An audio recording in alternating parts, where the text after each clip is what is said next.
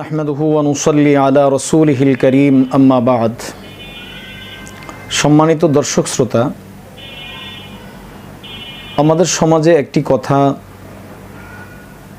মুখে মুখে প্রসিদ্ধ আছে যে সালাম যিনি দেন তিনি 90 নেকি পাবেন, আর যিনি সালামের উত্তর দেবেন তিনি 10 নেকি প্রাপ্ত হবেন।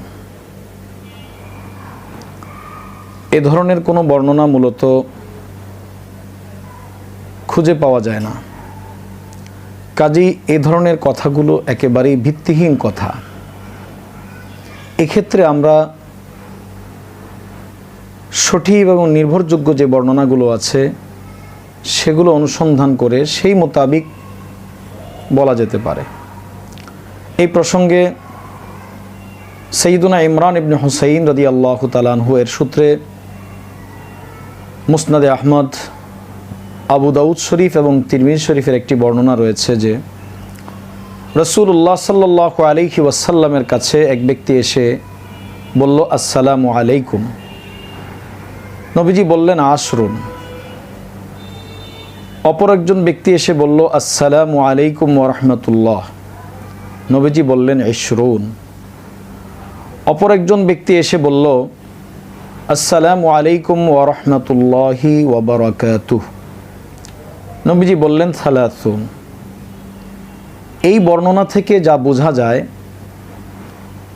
তা হলো যে আসসালামু আলাইকুম এ শব্দটি পর্যন্ত বললে 10 নেকি, আর আসসালামু আলাইকুম ওয়া রাহমাতুল্লাহ এতটুকু বললে 20 নেকি, এবং আসসালামু আলাইকুম ওয়া রাহমাতুল্লাহি ওয়া বারাকাতুহু পর্যন্ত পুরো সালামটি বললে 30 নেকি পাওয়া যায়।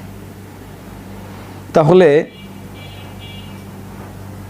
এক্ষেত্রে আমরা এই কথাটাই বলবো যা নির্ভরযোগ্য বর্ণনায় পাওয়া যায় যে আসসালামু আলাইকুম শুধু এতটুকু বললে 10 নেকি, ওয়া রাহমাতুল্লাহ পর্যন্ত বললে 20 নেকি, আর একেবারেই ওয়া বারাকাতুহু পর্যন্ত পুরোটা বললে 30 নেকি হবে। এক্ষেত্রে আমাদের উচিত পূর্ণ সালাম দেওয়াতে অভ্যস্ত হওয়া, যাতে 30 নেকির ভাগী হওয়া যায়। আল্লাহ পাক আমাদের সকলকেই সহি বর্ণনা মোতাবিক আমল করার তৌফিক দান করুন। আমিন।